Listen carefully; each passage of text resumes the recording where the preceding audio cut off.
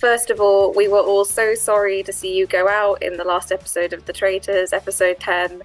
How did it feel to go out so late in the competition? It was so late in the competition, it was tough because at the start, you don't really, you're just in it. Well, I was just in it to have a bit of fun with mum, obviously, and throwing out the one-liners and trying to have little digs at her and things like that. And obviously you're playing the game and stuff, but I didn't think I was going to get past kind of episode 3 or 4.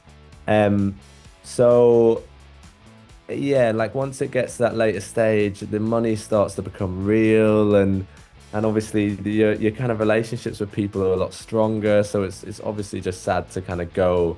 Like I was so close to the final, do you know what I mean? And it's the fight. Like it was more for that mission. It's always the final mission, which is like the best one, all right. Regardless of the money, I want to be jumping from helicopters and doing whatever they did.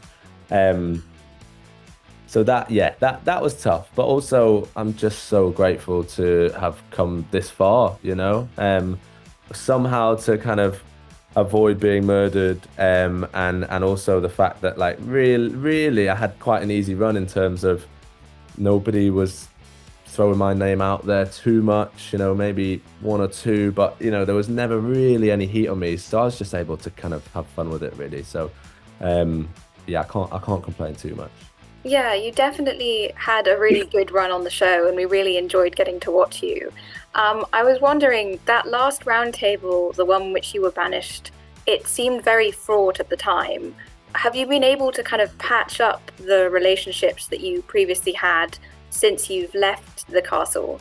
Yeah, no, of course we have. Yeah, like, at the end, it's all a game at the end of the day. So afterwards, we're all friends, really. Like, I know it's kind of vanilla as that sounds. Everyone just wants the drama to continue, but we're all good friends. Like, you can't go through something like that and not be really close. So, like Andrew, big friendly Andrew, like we were good mates in there, and we're good mates out there, outside of the castle as well, outside the game. So yeah, everything's patched up. Like, no, there's no hard feelings at all. And if you ever catch me saying that Andrew's a snake or whatever, it is just purely in jest, and there's absolutely no hard feelings. That's really good to hear. And then obviously you finally gave the game away with regards to your relationship with Diane. What was that like, finally getting to tell everybody, and what did you think of everyone's reactions at the time? Yeah, that was really nice because it was a closure, right? Like it would have been so it would have made awful telly first and foremost, but also would have been just so it's such an anticlimax, right? If I got murdered and I wasn't able to say it and see people's reactions and things. So yeah, it was really fun. It was really fun, and the fact that I also got to tell people I was a traitor, it's a bitter pill to swallow at the time, but then because I was a traitor for so little time as well, I don't know. It's like you turn around, you tell people you're faithful, and everyone's like, oh, it's a bit sad because they want to get the traitors. But you turn around and tell people you're a traitor, and you can see like chairs flipping, the table flips. So the fact that there was kind of 2 bombshells was yeah, quite a nice moment. But obviously I had to make a Irish exit quite quickly, so I didn't get to see all of it. So I'm looking forward to tonight's episode because then, because I've not seen the aftermath basically, so that should be fun to watch. Yeah, I think so. And then also with regards to your relationship with your mother, I was wondering, what was her reaction to your last episode in the show? What went down? What's she thinking? Well, I spoke to her today actually. She obviously gets defensive of me, so she's cursing Zach and Andrew and Harry and whoever else.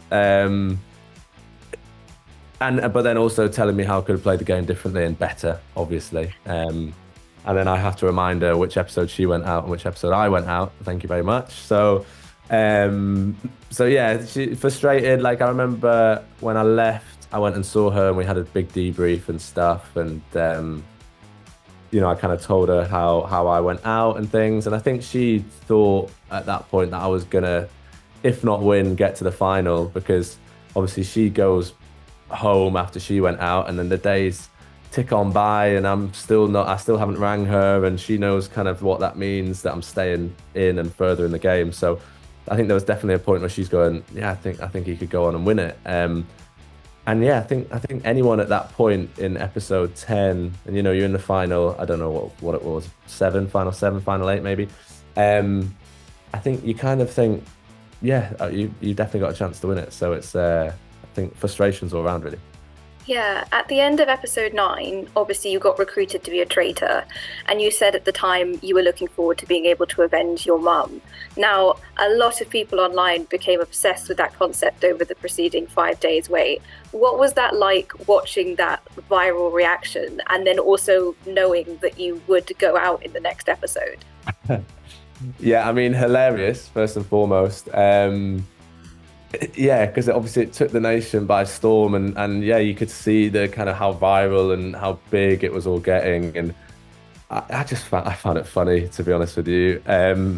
Knowing full well that the memes were going to roll in about how bad of a job I did, or how bad of a traitor I was, or whatever. But you just got to take all these things with a pinch of salt, really, and I love it as well. Like, and all the memes that are coming out, like they've had me and my family and my friends in absolute stitches, some of them, and the fact that, I mean, going off topic, but the fact that everyone's calling Mum Queen Di, and me Prince of the UK, or whatever's going, like, it's just the funniest thing ever. So you kind of add to it, and even the bad ones, like, I'd much rather kind of, if you can't beat them, join them. So I'm not embarrassed by it, or upset, or kind of demoralized. Like, I just think it's the funniest thing ever. So That's a really healthy attitude to have, and it's been a really wonderful amount of memes have come out of it. Another amazing viral moment was when you broke the fourth wall and winked to the camera in the car. yeah. Did you do anything else like that? How confident were you feeling about the relationship being hidden at that point? And did we miss out on any other amazing moments like that? Yeah, you definitely missed out on some moments, but do you know what? It was so long ago now that I can't remember like exact ones I did. Like, I forgot about doing the wink in the car. I was trying to get them in, not necessarily. I think that was the only wink I did, but I would definitely, if I, did a little dig at Mum, if I could, if I felt safe, or if I felt like the eyes went on me, I'd just do like a little cheeky look at camera, or I wanted to have that playful reaction with the audience. And I guess, kind of analyzing that, it's because I'm a director, right? So even before I went in and I was chatting to the producers, I was kind of asking them if I could do that. If I was going, if I like, or in my videotapes, I'd be like, me and Mum have a playful relationship, and if maybe I slip up and say the word Mum, I might just do a little cheeky look at camera, and have that familiarity and that playfulness with the audience. And that purely stems from the fact that I know how things are cut together. I know how things are filmed. Not reality TV, like, I'm not in this industry, and it's been fun to understand how that's all put together. But in terms of like mockumentaries and stuff, it just felt like we'd be missing a trick if we didn't put it in. So I'm really happy that they did put in a few moments like that, because obviously it worked, and people went a bit nuts for it. So Definitely. And were you ever tempted at all to reveal your relationship with Diane before you did, or were you always going to keep it a secret? no, I think we were just always going to keep it a secret. Like, the only time I would have maybe done it was at the round table, but at that point, I knew I was on borrowed time. Like, I knew who people were voting for, and it was me. Like, I knew it throughout the whole day. You can feel the energy change. You can feel the shift. Nothing I could have said or done would have changed people's minds. They were focused on me, and I don't blame them, because at that late stage, as long as like your name's not on someone's mouth, if someone else has got a really good a really good plan theory, right? Then you're just going to be like, yeah, cool. Like, the attention's not me. Like, I'm just going to do that, regardless, really, of whether you think, unless you're me, right? Unless you're me, who just puts his neck on the line for anything. Like, I could, with Paul obviously I could have just been like, let's not make myself look like an idiot and let's just go for him. And if it's wrong and whatever, it doesn't matter, but at least it's not me. But I don't do that. I try and see the good and I stand up for what I believe in. And I just didn't believe Paul was a traitor. And obviously he was. But you know, that's so just sorry, going back to like the question. No, because people are always trying to find any little thing to vote you out, no matter what it is, and that goes from the start of the game, and at the start of the game, you have nothing to go off. So if someone looks at you a bit funny, you're like traitor, you know.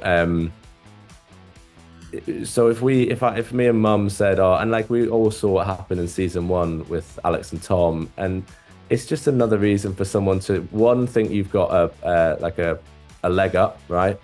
In the game because you've got an ally no matter what. And two, they're like, if you told them straight away, they'd be like, okay, well they've told us, but they've got a leg up. If you tell them in the middle of the game, they're going, oh, they kept this a secret for a while. What else can they keep a secret? So there was just no point, and we were having too much fun with it. It's like we were faithfuls, but we had our own little like traitory secret going on, and it was just good fun. So no point were we gonna say it. Virgin Radio.